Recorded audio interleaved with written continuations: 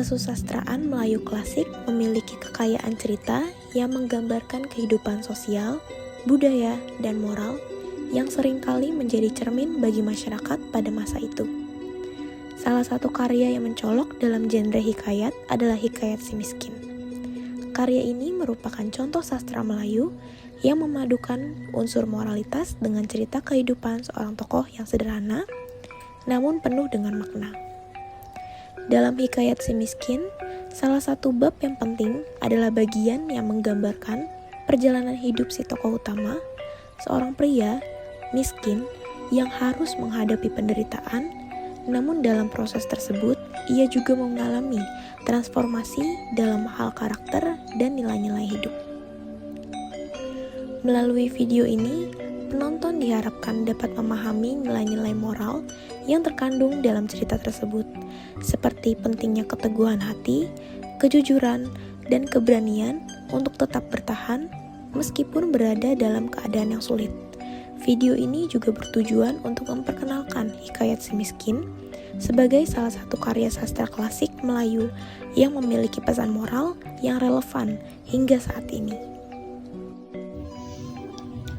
Tersebutlah perkataan seorang raja keindraan yang kena sumpah Batara Indra.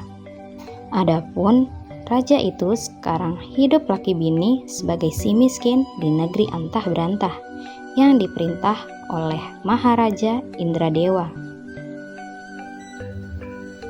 Adapun pekerjaan si miskin mengelilingi negeri mencari rezeki setiap hari, tetapi kemanapun mereka pergi, mereka selalu dilempari orang dengan batu dan kayu. Terpaksalah mereka makan ketupat dan bukit tebu yang didapatinya dari timbunan-timbunan sampah.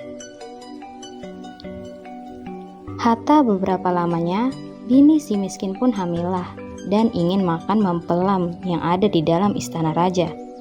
Biarpun gentar, terpaksa juga si miskin meminta mempelam dari raja.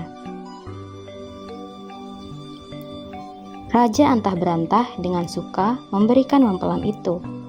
Beberapa lama kemudian, bini si miskin ingin makan nangka yang ada di dalam istana pula, dan nangka itu pun diberikan juga oleh raja.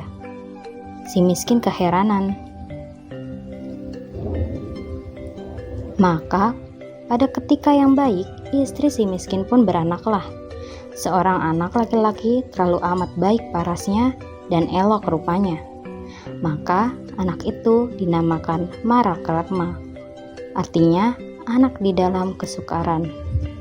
Sejak kelahiran anaknya, nasib si miskin pun berubah. Ia beroleh emas yang selalu banyak dengan tiba-tiba. Dengan memuja dewa, sebuah negeri juga muncul.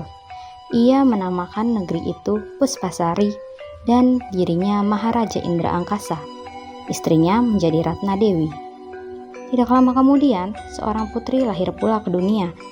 Putri itu dinamakan Nilakesuma. Adapun negeri Puspasari makin ramai penduduknya. Banyak saudagar yang datang ke situ. Raja antah berantah, Maharaja Indradewa, menjadi masyghul hatinya. Sebab si miskin itu sudah menjadi raja besar. Maka terbetiklah kabar si miskin mencari ahli nujum. Maharaja Indradewa lalu menyuruh para ahli nujum mengatakan bahwa anak si miskin itu celaka adanya. Si miskin termakan fitnah ahli nujum yang curang. Anak-anaknya lalu dibuang dari negeri.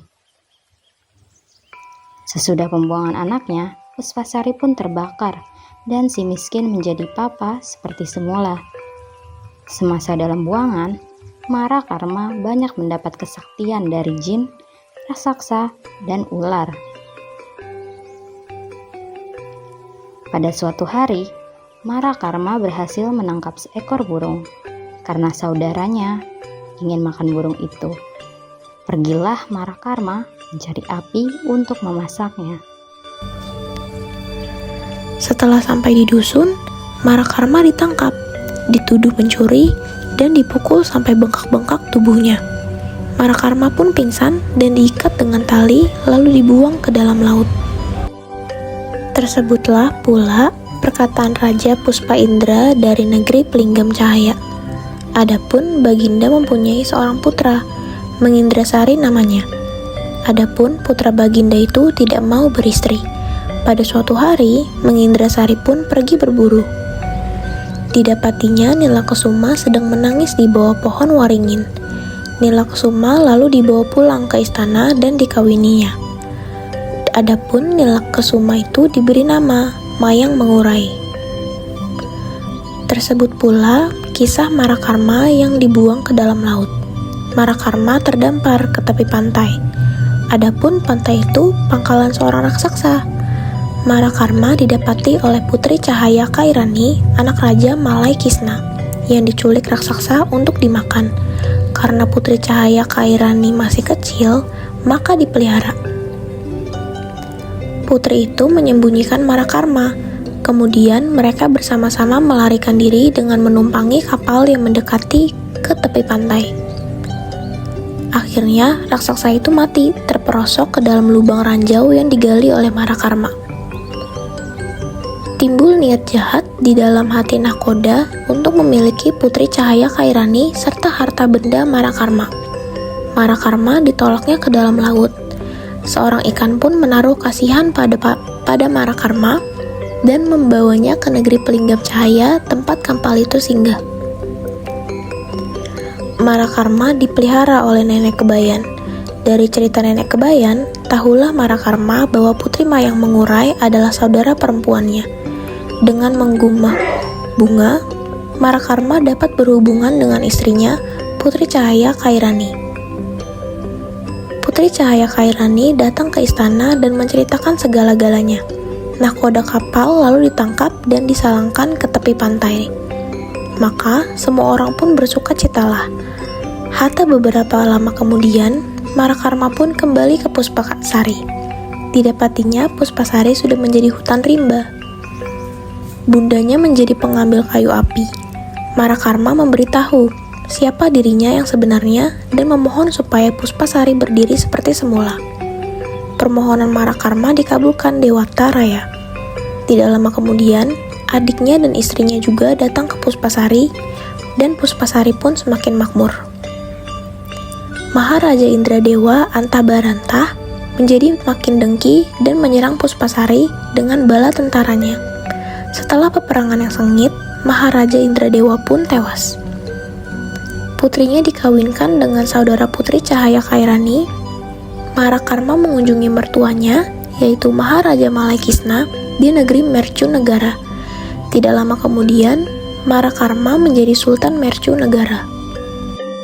Cerita Hikayat Si Miskin mengisahkan perjalanan hidup seorang raja yang terkutuk menjadi seorang miskin, namun akhirnya memperoleh kekayaan dan menjadi seorang penguasa setelah kelahiran anaknya, Marakarma.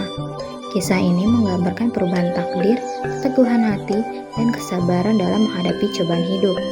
Namun kesuksesan si miskin dan anaknya tidak berlangsung lama karena tipu daya dan fitnah orang lain, sehingga mereka kembali jatuh miskin.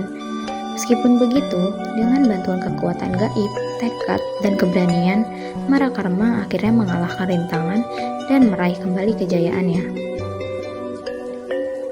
Pesan yang ingin disampaikan adalah bahwa takdir hidup bisa berubah, dan meskipun seseorang mengalami kesulitan, dengan usaha dan keikhlasan, perubahan menuju kebaikan tetap mungkin. Kisah ini juga menunjukkan pentingnya keadilan, persaudaraan, dan keberanian untuk menghadapi tantangan hidup. Untuk mendalami lebih lanjut nilai-nilai yang terkandung dalam sastra klasik Melayu ini, mari kita terus menggali lebih dalam hikmah-hikmah dari Hikayat Si Miskin dan karya sastra Melayu lainnya yang kaya akan kebijaksanaan dan budaya yang mendalam.